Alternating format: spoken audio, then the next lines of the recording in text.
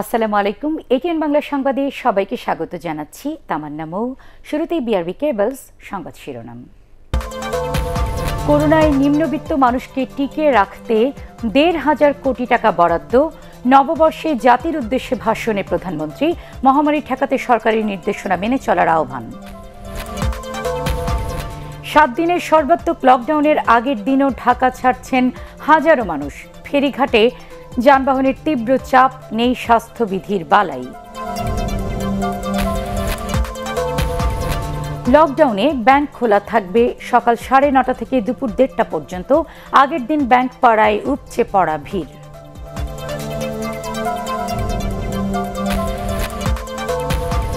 করোনায় ২৪ ঘণ্টায় আরও ৬৯ জনের মৃত্যু, শনাক্ত ৬,০২৮। লকডাউন বাস্তবায়ন না হলে পরিস্থিতি আরও খারাপ হওয়ার আশঙ্কা কোভিড জাতীয় কমিটির। এবং পবিত্র রমজান মাসের চাঁদ দেখা গেছে, কাল থেকে রোজা।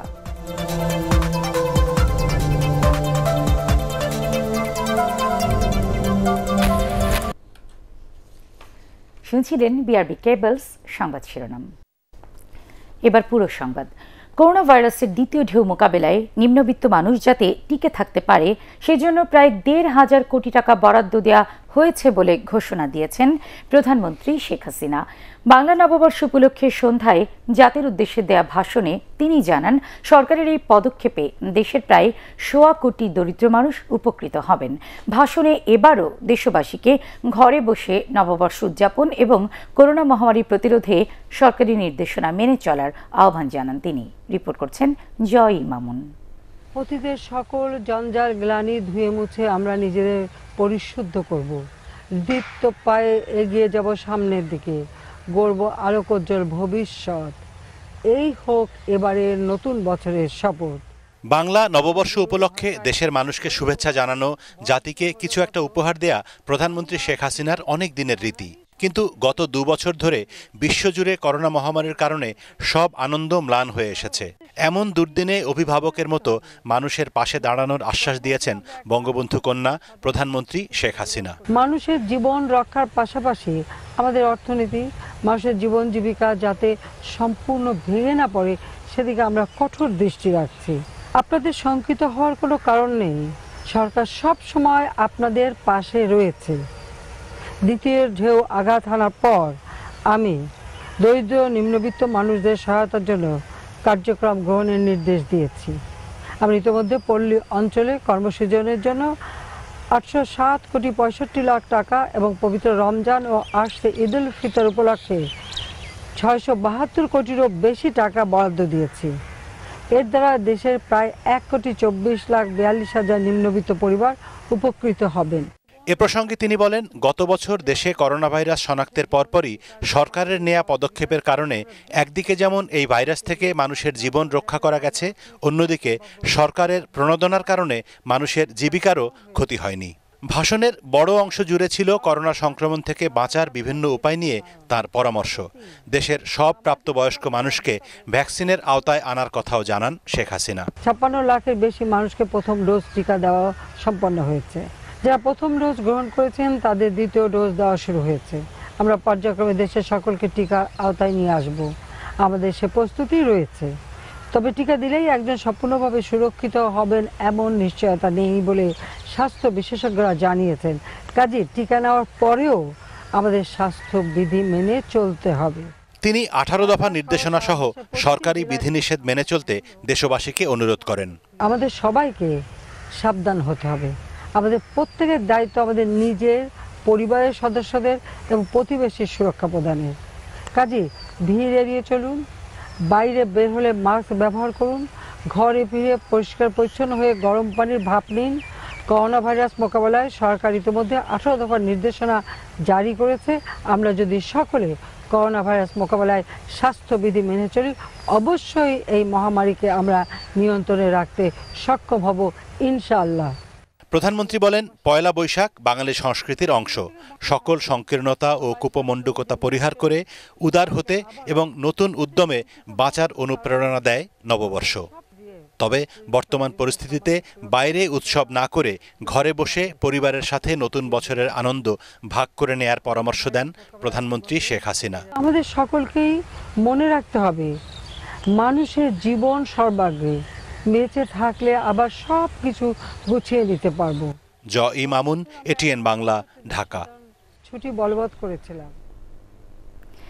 বাংলা নববর্ষ উপলক্ষে জনসমাগম ঠেকাতে জেলা প্রশাসকদের নির্দেশ দেওয়া হয়েছে বলে জানিয়েছেন সংস্কৃতি প্রতিমন্ত্রী KM খালিদ।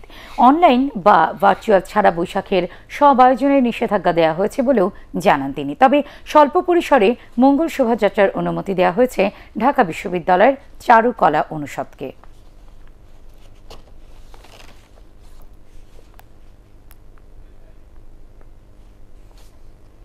7 দিনের সর্বাত্মক লকডাউনের আগের দিন ঢাকা ছাড়ছেন হাজারো মানুষ। রাজধানীর প্রবেশপথগুলোতে দিনভরই ছিল ঘরমুখো মানুষের তীব্র ভিড়। দূরপাল্লার বাস ও ট্রেন বন্ধ থাকায় বিকল্প বাহনে অতিরিক্ত ভাড়া দিয়ে বাড়ি ফিরছে এসব মানুষ। বরাবরের মতো স্বাস্থ্যবিধি ছিল উপেক্ষিত। দেখুন শফিউল আলম সুজনের রিপোর্ট। রাত পোহালে কঠোর লকডাউন, শিল্প কারখানা এবং জরুরি সেবা ছাড়া সবকিছুই থাকবে বন্ধ। এ কারণে প্রতিদিনই রাজধানী ছাড়ছে মানুষ। 7 দিনের সর্বাত্মক লকডাউনের আগের দিন নগরীর প্রবেশ পথগুলোতে ছিল ঘরমুখো মানুষের উপচে পড়া ভিড়। দূরপাল্লার পরিবহন বন্ধ থাকায় ঘন্টার পর ঘন্টা অপেক্ষা করতে হয়েছে সাধারণ যাত্রীদের।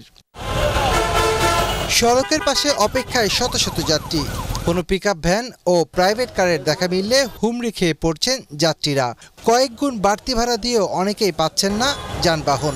আমি টঙ্গীর থেকে অনেক কষ্ট করে যাত্রাবাড়ি পর্যন্ত আসছি, এখন এখান থেকে ফেনী কিভাবে যাবে এটাই আমি বুঝতে পারতেছি না। ভাড়া যখন জনগণের থেকে বাড়াইলো, স্বাস্থ্যবিধি মানতেছে না, তাহলে জনগণের কি উপকারটা হইলো? করোনা অবস্থা, আমরা কিভাবে দেশের বাড়িতে যে বসবো? বড় বাস সবকিছু বন্ধ। সিএনজি, অটোরিকশা, মোটরসাইকেল এবং প্রাইভেট কারে অনেকেই ছুটছেন গন্তব্যে। স্বাস্থ্যবিধি উপেক্ষা করে গাদাগাদি করে এসব মানুষ রাজধানী ছাড়লেও আইন শৃঙ্খলা বাহিনীর তেমন কোনো তৎপরতা দেখা যায়নি। বাইকে করে প্রতিজন 500 টাকা করে, দুজন গেলে 1000। আগে যাতায়াত 120-90 টাকায়, আজকে তো 300 টাকা নিচ্ছে না। বাসে তো 300 টাকা নেয় গোল্ডেন লাইনে, এরা 1000 করে নিচ্ছে। এখন এরা যে পরিমাণে ভাড়া যাচ্ছে, এই পরিমাণে ভাড়া দিয়ে তো আসলে যাইতেও মন চায় না। নাটোরের 400 টাকা ভাড়া এখন 2500 টাকা চাচ্ছে। এভাবে কি যাওয়া যায় নাকি? পেট চালাবো না, আমরা বেশি করে ভাড়া দিব না, আমরা অসুস্থ হলে আমরা ট্রিটমেন্ট করব। এদিকে দিনভর ছিল রাজধানীর বিভিন্ন সড়কে তীব্র যানজট। শফিউল আলম সুজন, এটিএন বাংলা, ঢাকা। সকাল থেকেই ঈদ যাত্রার মতো ঘরমুখো মানুষের তীব্র চাপ দেখা গেছে মুন্সিগঞ্জের শিমুলিয়া ও মানিকগঞ্জের দৌলতদিয়া ফেরিঘাটে। এসব ঘাটে পারাপারের জন্য অপেক্ষায় রয়েছেন হাজারো মানুষ। মানিকগঞ্জের পাটুরিয়ার নৌ রুটে কয়েকদিন ধরে ট্রাক, মোটরসাইকেল ও প্রাইভেট কারে যাত্রীদের তীব্র চাপ রয়েছে। লঞ্চ ও স্পিডবোট বন্ধ থাকায় ফেরির উপরও বেশি চাপ পড়ছে। এছাড়া দেখা গেছে অনেককে ঝুঁকি নিয়ে ট্রলারে পার হতে। সহস্রাধিক ব্যক্তিগত গাড়ি ও পণ্যবাহী কয়েকশো যানবাহনের লাইন থাকায় শিমুলিয়া ঘাটে 14টি ও পাটুরিয়ায় 17টি ফেরি চলাচল করলেও তাতে সংকুলান হচ্ছে না। এদিকে কুমিল্লার বুড়িচং উপজেলার কালাকুচুয়া থেকে চান্দিনা পর্যন্ত তীব্র যানজট দেখা গেছে। হাইওয়ে পুলিশ জানিয়েছে, পণ্যবাহী গাড়ির পাশাপাশি ব্যক্তিগত গাড়ির চাপ বেড়ে যাওয়ায় যানজটের সৃষ্টি হয়েছে।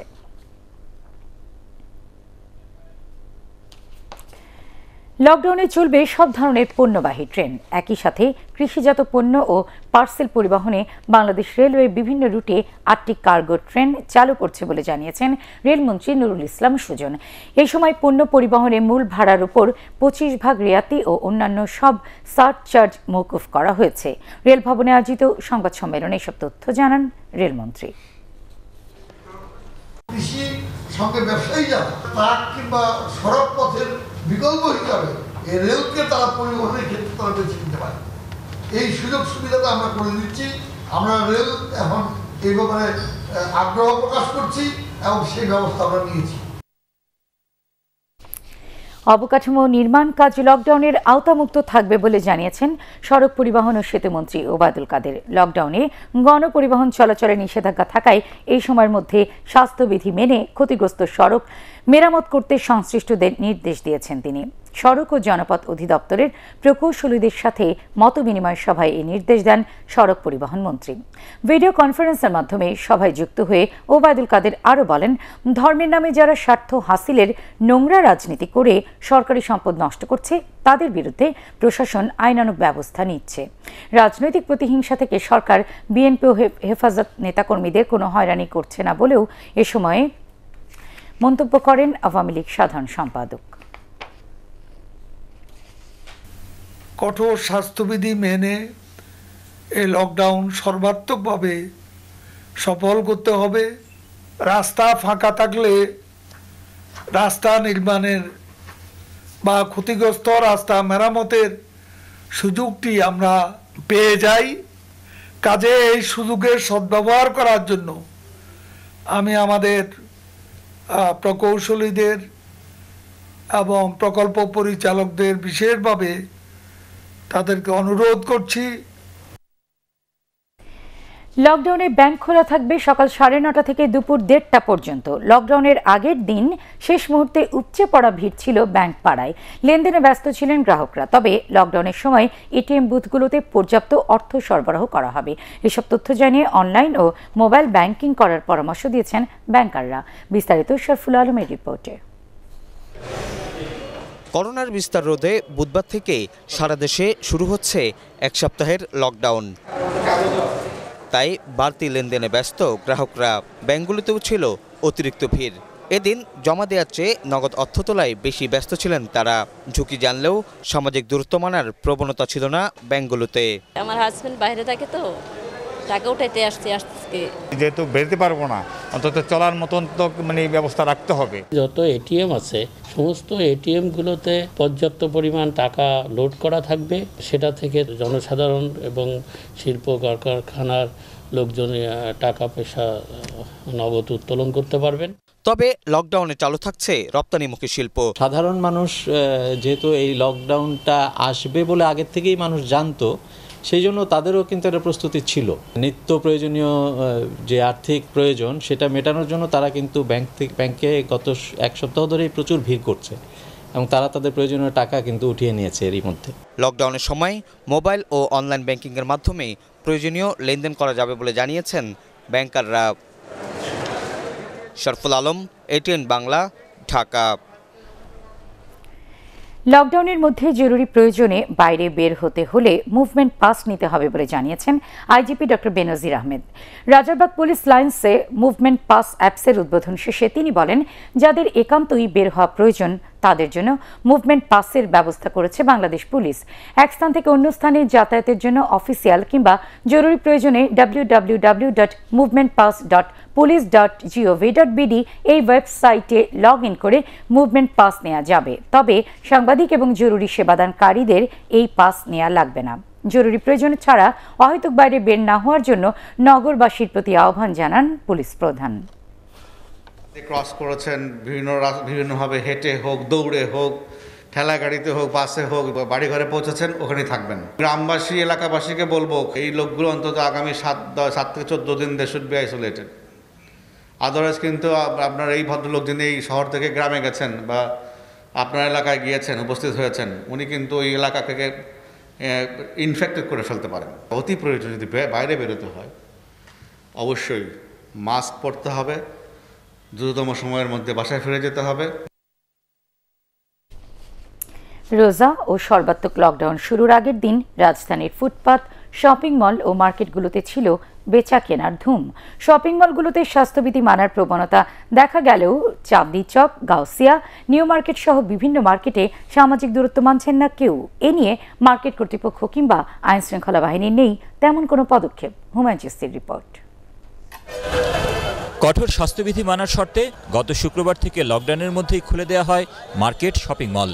তবে রাজধানীর বিভিন্ন মার্কেট ঘুরে দেখা যায় প্রবেশপথে জীবাণুনাশক টানেল থাকলেও তা ছিল অকেজো।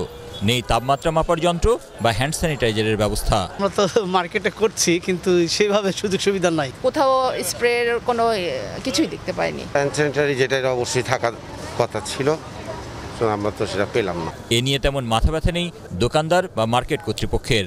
জীবনমুক্ত এই গেটটা আমরা লাগাইছিলাম, সেটা আবার আজকে উড়ে ফেলেছে। আজকের থেকে আমার এটা শেষ হয়ে গেছে, চিন্তা করছি যে বন্ধ করে দিবে। তো ক্রেতাদের মুখে মাস্ক থাকলেও শারীরিক দূরত্ব মানছে না কেউই। এর মধ্যেই চলছে কেনাকাটা। নিউ মার্কেট এলাকার ফুটপাতেও চলছে কেনাকাটার উৎসব। অনেকের আশঙ্কা লকডাউনের মেয়াদ আরো বাড়তে পারে। মার্কেট তো ওপেন থাকছে না, তো যা যা প্রয়োজন তা কিনতেই আসছি। লকডাউন পড়ে গেছে কঠিনভাবে সামনে থেকে, এই জন্য আগে বাচ্চাদের কাটাকাটা করে নিয়ে গেলাম। এখনো তেমন কেনাকাটা হয় নাই, বাচ্চাদের শুধু গেঞ্জি করা হয়েছে। আসলে কেনাকাটার করার মতো সুযোগ থাকবে কিনা বা সরকার দিবে কিনা। লকডাউন তো সামনে, সেজন্য আগে আগে কিনে নিলাম। মেয়ের জন্য একটা ড্রেস নিলাম এই আর কি। তবে রাজধানীর অভিজাত শপিং মলগুলোতে স্বাস্থ্যবিধি মানার ব্যাপারে তৎপরতা লক্ষ্য করা গেছে। প্রতিদিন আশঙ্কাজনক হারে বাড়ছে করোনা সংক্রমণ ও মৃতের সংখ্যা। এমন পরিস্থিতিতে শপিং মল, মার্কেট সহ পাবলিক প্লেসগুলোতে যেভাবে স্বাস্থ্যবিধি উপেক্ষিত হচ্ছে, তাতে পরিস্থিতি আরও নাজুক হচ্ছে। বিশেষজ্ঞরা বলছেন, করোনা সংক্রমণ ঠেকাতে সবচেয়ে বেশি প্রয়োজন মানুষের সচেতনতা। হুমায়ুন চিস্তি, এটিএন বাংলা, ঢাকা। গেল 24 ঘন্টায় করোনায় মারা গেছেন আরও 69 জন। নতুন করে 6000-এরও বেশি মানুষের দেহে এই ভাইরাসের অস্তিত্ব পাওয়া গেছে। তবে সংক্রমণ ও মৃত্যুর বর্তমান ধারাকে এখনই চূড়ান্ত বলতে নারাজ কোভিড জাতীয় কারিগরি পরামর্শ কমিটির প্রধান অধ্যাপক মোহাম্মদ শহীদুল্লাহ। লকডাউন সফল না হলে পরিস্থিতি আরও খারাপ হতে পারে বলে মনে করেন তিনি, জানাচ্ছেন মইনুল হাসান। টানা 3 দিন সর্বোচ্চ মৃত্যুর রেকর্ড ভাঙার পর কিছুটা কমে গেল 24 ঘন্টায় করোনায় মৃত্যুর সংখ্যা হয়েছে 69। এ নিয়ে চলতি মাসে প্রায় 800 মানুষের প্রাণ কেড়ে নিল অদৃশ্য এই ভাইরাস। মৃতের মোট সংখ্যা এগিয়ে যাচ্ছে 10,000-এর দিকে। সবশেষ প্রায় 33,000 নমুনা পরীক্ষায় করোনা শনাক্ত হয়েছে আরও 6,000 মানুষের দেহে।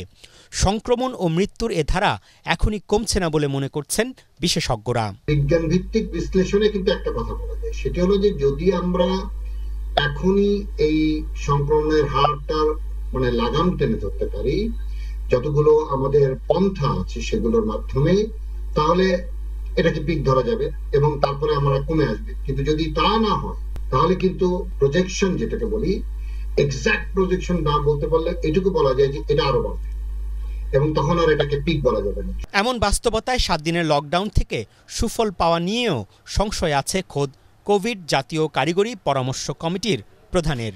যদি আমি 7 দিনের দেই, তাহলে যে ফলটা পাবো তার থেকে অনেক বেশি ফল পাবো যদি দুই সপ্তাহ দিই। কারণ এটা একটা বিজ্ঞান ভিত্তিক বিশ্লেষণ আছে। একটি সংক্রমিত মানুষকে যদি এই লকডাউনের মধ্যে আমি এনফোর্সড, যেটাকে বলি আইসোলেশন, অর্থাৎ বাধ্যতামূলক আইসোলেশন রাখতে পারি, তাহলে সে রোগটাকে ছড়াবে না। তাহলে 2 সপ্তাহ পরে যখন আমি লকডাউন শিথিল করব, তখন সংক্রমণের হারটা অনেক কমে যাবে, প্রোভাইডেড যদি আমরা প্রপার লকডাউনটাকে বাস্তবায়ন করতে পারি। স্বাস্থ্য অধিদপ্তরের তথ্য বলছে মৃতদের মধ্যে 43 জন পুরুষ আর 26 জন নারী। আগের মতোই 60 ঊর্ধ্বদের মৃত্যুহার সবচেয়ে বেশি। মইনুল হাসান, এটিএন বাংলা, ঢাকা। করোনা আক্রান্ত বিএনপি চেয়ারপারসন বেগম খালেদা জিয়ার শারীরিক অবস্থা ভালো আছে বলে জানিয়েছেন তার চিকিৎসক ডাক্তার আল মামুন। গুলশানের বাসায় বেগম জিয়ার সাথে দেখা করে তিনি আরও জানান, কোনো উপসর্গ না থাকায় তাকে বাসায় রেখেই চিকিৎসা দেওয়া হবে। বেগম জিয়ার রক্তের কিছু পরীক্ষা করতে দেওয়া হয়েছে জানিয়ে তিনি আরও জানান, এর ফলাফলের ভিত্তিতে মেডিকেল বোর্ড পরবর্তী করণীয় ঠিক করবে। এর আগে চেয়ারপারসনের গুলশান কার্যালয়ে সংবাদ সম্মেলনে দলের মহাসচিব মির্জা ফখরুল ইসলাম আলমগীর অসুস্থ বেগম জিয়ার সুচিকিৎসার স্বার্থে তার জামিনে মুক্তির দাবি জানান। ম্যাডাম আল্লাহর অশেষ রহমতে সুস্থ আছে এবং ম্যাডামের কন্ডিশন স্টেবল আছে। এখন পর্যন্ত ম্যাডামের কোনো উপসর্গ, জ্বর, কাশি, গলা ব্যথা বা শ্বাসকষ্ট কোনো ধরনের উপসর্গ নাই। যে তার কোনো উপসর্গ নাই, কিন্তু ভিতরে কোনো ধরনের কোনো সমস্যা হচ্ছে কিনা রিস্কটা অ্যাসেসমেন্ট করার জন্য আমরা কিছু বায়োকেমিক্যাল টেস্ট করেছি। পবিত্র রমজান মাসের চাঁদ দেখা গেছে। আগামীকাল থেকে শুরু হবে রোজা। সন্ধ্যায় বায়তুল মোকাররম জাতীয় মসজিদের সভাকক্ষে জাতীয় চাঁদ দেখা কমিটির সভা থেকে এই সিদ্ধান্ত জানানো হয়। মাগরিবের নামাজের পর বসে এই বৈঠক। সভাপতিত্ব করেন ধর্ম প্রতিমন্ত্রী ফরিদুল হক খান দুলাল।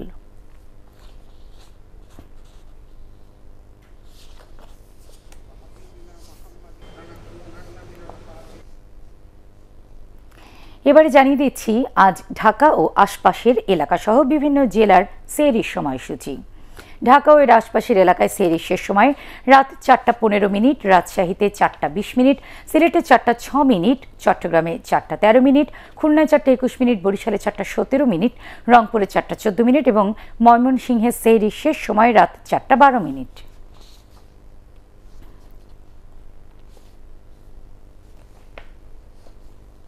উচ্চশিক্ষায় শিক্ষার্থীদের জন্য স্টুডেন্ট সাপোর্ট লোন দিচ্ছে নর্দার্ন ইউনিভার্সিটি বাংলাদেশ। এ বিষয়ে বিশ্ববিদ্যালয়টির সাথে সমঝোতা চুক্তি সই করেছে ব্যাংক এশিয়া। এই চুক্তির আওতায় ব্যাংক এশিয়া থেকে সহজ শর্তে অনার্স ও মাস্টার্স প্রোগ্রামের শিক্ষা সহায়তা ঋণ পাবেন শিক্ষার্থীরা। শিক্ষাকালীন বা কর্মজীবনে এই ঋণ শোধ করতে পারবেন তারা। বিস্তারিত জানাচ্ছেন শারমিন রিহা। কিছুক্ষণ পরে আমরা একটা ঐতিহাসিক যেসব শিক্ষার্থীরা অর্থ সংকট ও টিউশন ফির কারণে পড়ালেখা চালিয়ে দিতে পারছেন না বা সেমিস্টার ড্রপ দিচ্ছেন, তাদের জন্য ব্যতিক্রমী উদ্যোগ নিয়েছে নর্দার্ন ইউনিভার্সিটি বাংলাদেশ। এ বিষয়ে ব্যাংক এশিয়ার সাথে সমঝোতা চুক্তি সই করেছে বিশ্ববিদ্যালয় কর্তৃপক্ষ। প্রতিষ্ঠান দুটির এমন উদ্যোগের কারণে ব্যাংক এশিয়া থেকে সহজ শর্তে স্টুডেন্ট সাপোর্ট লোন নিয়ে উচ্চশিক্ষা চালিয়ে যেতে পারবেন শিক্ষার্থীরা। নর্দার্ন ইউনিভার্সিটি বাংলাদেশ ট্রাস্টের chairman professor doctor Abu Yusuf Mohammad Abdullah ও ব্যাংক এশিয়ার উপব্যবস্থাপনা পরিচালক মোহাম্মদ জিয়াউল হাসান মোল্লা নিজ প্রতিষ্ঠানের পক্ষে সমঝোতা চুক্তিতে সই করেন। যেই ছাত্ররা তাদের এই শিক্ষা চলাকালীন সময়ে ঋণের প্রয়োজন মনে করবে এবং ঋণ চাইবে, তাদেরকে আমরা ঋণ দিব এবং তাদের শিক্ষাটাকে কমপ্লিট করতে সহায়তা করব। চুক্তি সই অনুষ্ঠানে ভার্চুয়ালি যোগ দিয়ে ব্যাংক এশিয়ার ব্যবস্থাপনা পরিচালক ও চেয়ারম্যান আরফান আলী বলেন, শিক্ষার্থীদের সহযোগিতায় তাদের এ চেষ্টা অব্যাহত থাকবে। যেসব শিক্ষার্থীরা পড়ালেখা শেষ করতে পারছে না, তাদের কল্যাণে সবাইকে সাথে নিয়ে কাজ করে যাবার অঙ্গীকার করেন নর্দার্ন ইউনিভার্সিটির উপাচার্য প্রফেসর ডক্টর আনোয়ার হোসেন। যে আমরা যদি ছাত্রদেরকে টিউশন ফির টাকাটা ব্যবস্থা করে দিতে পারি, তাহলে হয়তো তাদের পড়াশোনা মাঝপথে শেষ করে চলে যেতে হবে না। অনেক ছাত্র তাদের কর্মজীবনে উঠতে পারবে। নর্দার্ন ইউনিভার্সিটি বাংলাদেশ ট্রাস্টের chairman professor doctor Abu Yusuf Mohammad Abdullah বলেন, অর্থের অভাবে কেউ যাতে উচ্চশিক্ষা থেকে বঞ্চিত না হয়, সে কারণেই এমন উদ্যোগ। সেই চ্যালেঞ্জটাকে সামনে নিয়ে কোনো একটি বিশ্ববিদ্যালয় এবং স্পেসিফিক্যালি কোনো একটি লিডিং ব্যাংক যৌথভাবে এইরকম একটা সোশ্যাল ইস্যুকে হাতে নিয়ে আমরা একসাথে এগিয়ে যাওয়ার একটা প্রত্যয় ব্যক্ত করেছি। নর্দার্ন ইউনিভার্সিটির উপ উপাচার্য প্রফেসর ডক্টর নজরুল ইসলাম সহ অন্যান্যরা এ সময় উপস্থিত ছিলেন। শারমিন রিহা, এটিএন বাংলা, ঢাকা। আল রাফা ইসলামী ব্যাংক অর্থ সংবাদ।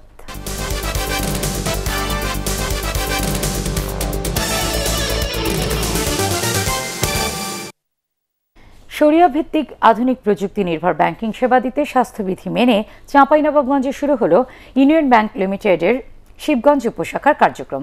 ঢাকার প্রধান কার্যালয় থেকে ভিডিও কনফারেন্সের মাধ্যমে উপশাখার উদ্বোধন করেন ব্যাংকের অতিরিক্ত ব্যবস্থাপনা পরিচালক হাবিবুর রহমান, উপব্যবস্থাপনা পরিচালক হাসান ইকবাল, নজরুল ইসলাম, এসিভিপি গোলাম মোস্তফা, চাঁপাইনবাবগঞ্জের বিশিষ্ট ব্যবসায়ী ইসমাইল খান শামীম ও মতিউর রহমান অনুষ্ঠানে অন্যান্যের মধ্যে উপস্থিত ছিলেন। পরে উপলক্ষে দোয়া মাহফিলের আয়োজন করা হয়। আন্তর্জাতিক সংবাদ।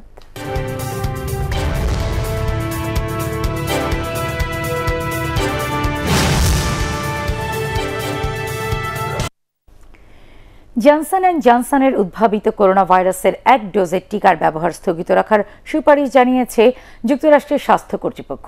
টিকাটি নেয়ার পর রক্ত জমাট বাঁধার কয়েকটি ঘটনা সামনে আসার পর যৌথ বিবৃতিতে এই সুপারিশ জানায় যুক্তরাষ্ট্রের খাদ্য ও ওষুধ প্রশাসন FDA ও রোগ নিয়ন্ত্রণ ও প্রতিরোধ কেন্দ্র CDC। মঙ্গলবার বিবৃতিতে জানানো হয়, যুক্তরাষ্ট্রে এখন পর্যন্ত জনসন অ্যান্ড জনসনের 68 লাখ ডোজ টিকা প্রয়োগ করা হয়েছে। এর মধ্যে 6 জনের বিরল ও মারাত্মক রক্ত জমাট বাঁধার ঘটনা শনাক্ত হয়েছে। তাই আগাম সতর্কতা হিসেবেই এই সুপারিশ। এর আগে অ্যাস্ট্রাজেনেকার ভ্যাকসিনেও রক্ত জমাট বাঁধার খবর পাওয়া যায়, আর সেই খবরের পরও টিকাটির ব্যবহার সীমিত হয়ে পড়ে। বিএনপি চেয়ারপারসন বেগম খালেদা জিয়া ও দলের সিনিয়র যুগ্ম মহাসচিব রুহুল কবির রিজভীর রোগমুক্তি ও সুস্থতা কামনায় দোয়া ও দুস্থদের মাঝে ত্রাণ সামগ্রী বিতরণ করেছে তারুণ্যের শক্তি কেন্দ্রীয় পরিষদ। বিকেলে ঢাকা রিপোর্টার্স ইউনিটির সাগর রুনি মিলনায়তনে দোয়া অনুষ্ঠানে অন্যান্যের মধ্যে উপস্থিত ছিলেন গণস্বাস্থ্য ট্রাস্টের প্রতিষ্ঠাতা ডক্টর জাফরুল্লাহ চৌধুরী। এ সময় লকডাউনে সাধারণ মানুষের বাড়িতে খাবার ও চিকিৎসা সেবা পৌঁছে দেওয়ার পাশাপাশি পহেলা বৈশাখের ভাতার টাকা দিয়ে অক্সিজেন প্ল্যান্ট বসাতে সরকারের প্রতি আহ্বান জানান তারা।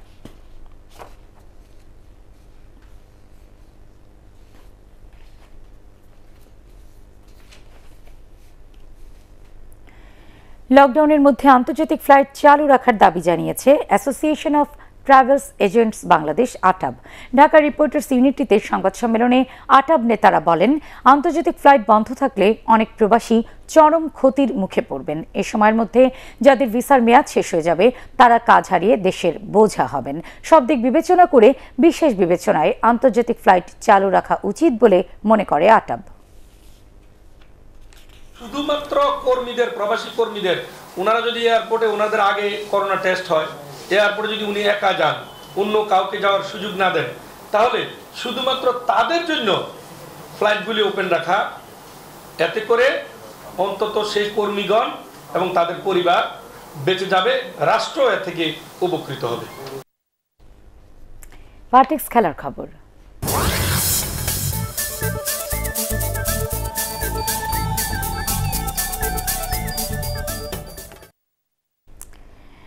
উয়েফা চ্যাম্পিয়ন্স লিগের কোয়ার্টার ফাইনালের দ্বিতীয় লেগে রাতে মুখোমুখি হবে পিএসজি ও বায়ার্ন মিউনিখ। প্রথম লেগে ঘরের মাঠে ৩-২ গোলে হার মানে জার্মান ক্লাবটি। টুর্নামেন্টে টিকে থাকতে তাই প্রতিপক্ষের মাঠে অন্তত ২-০ গোলে জিততে হবে বুন্দেসলিগা চ্যাম্পিয়নদের। অন্যদিকে এগিয়ে থেকেও সাবধানী Paris Saint Germain coach Mauricio Pochettino.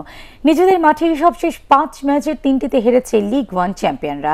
রাত ১টায় মুখোমুখি হবে দুদল। আরেক খেলায় ২-০তে এগিয়ে থাকা চেলসি খেলবে এফসি পোর্টোর বিপক্ষে। শেষ করার আগে বিআরবি কেবল সংবাদ শিরোনাম আরও একবার। করোনায় নিম্নবিত্ত মানুষকে টিকিয়ে রাখতে ১৫০০ কোটি টাকা বরাদ্দ। নববর্ষে জাতির উদ্দেশ্যে ভাষণে প্রধানমন্ত্রী। মহামারী ঠেকাতে সরকারি নির্দেশনা মেনে চলার আহ্বান।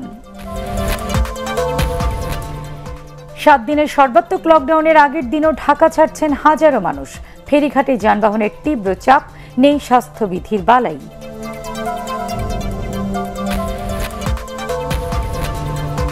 লকডাউনে ব্যাংক খোলা থাকবে সকাল ৯:৩০ থেকে দুপুর ১:৩০ পর্যন্ত।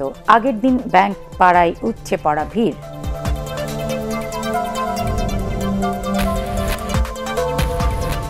করোনায় গত ২৪ ঘন্টায় আরও ৬৯ জনের মৃত্যু, শনাক্ত ৬,০২৮।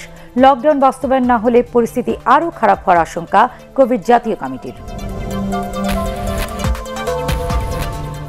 এবং পবিত্র রমজান মাসের চাঁদ দেখা গেছে, কাল থেকে রোজা।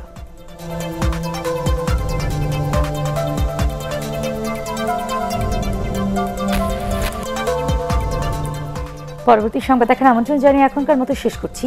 করোনা ভাইরাস থেকে নিজেকে সুরক্ষিত রাখতে মাস্ক পরুন, বারবার হাত পরিষ্কার করুন। আর এটিএন বাংলা সংবাদ ইউটিউবে দেখতে ব্রাউজ করুন youtube/ATN Bangla News। আল্লাহ হাফেজ।